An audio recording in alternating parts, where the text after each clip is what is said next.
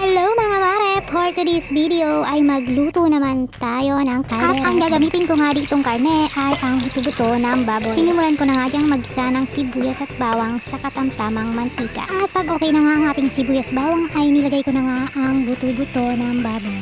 Nilagyan ko nga yan ng mahiwagang asin at paminta. Sinisagisa ko nga dyan ang karne ng baboy hanggang medyo kumulo. At ko na nga nilagay ang mga pangmalakasang ingredients. Oyster sauce, dahon ng laurel at liver spread. At nilagyan ko nga rin niya ng toyo.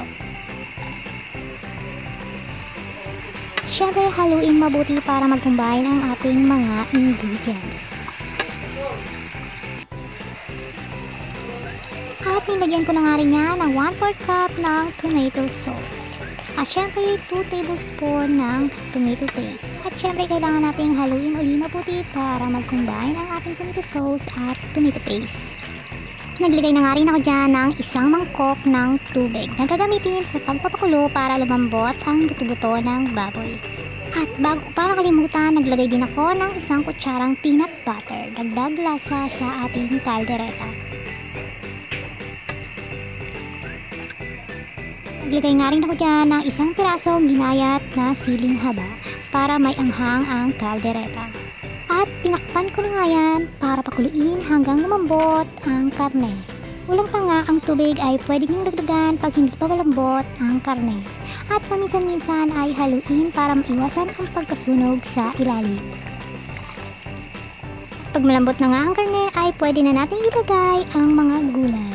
Nilagay ko na nga dyan ang bell pepper na kulay green at red at green peas. At sunod ko na nga nilagay ang piniritong carrots at patatas. At minix-mix ko na nga yan hanggang mag-combine sila. Naglagay nga ako dyan ng keso para lalong maging creamy at maging cheesy para lalong sumarap. Yung pagpapakulo na nga lang yan at ready na ang caldereta. Ready na ang iserve at iulam. Kung pinanood mo tong video hanggang dulo, maraming salamat po. Thank you for watching mga Mars. Follow for more.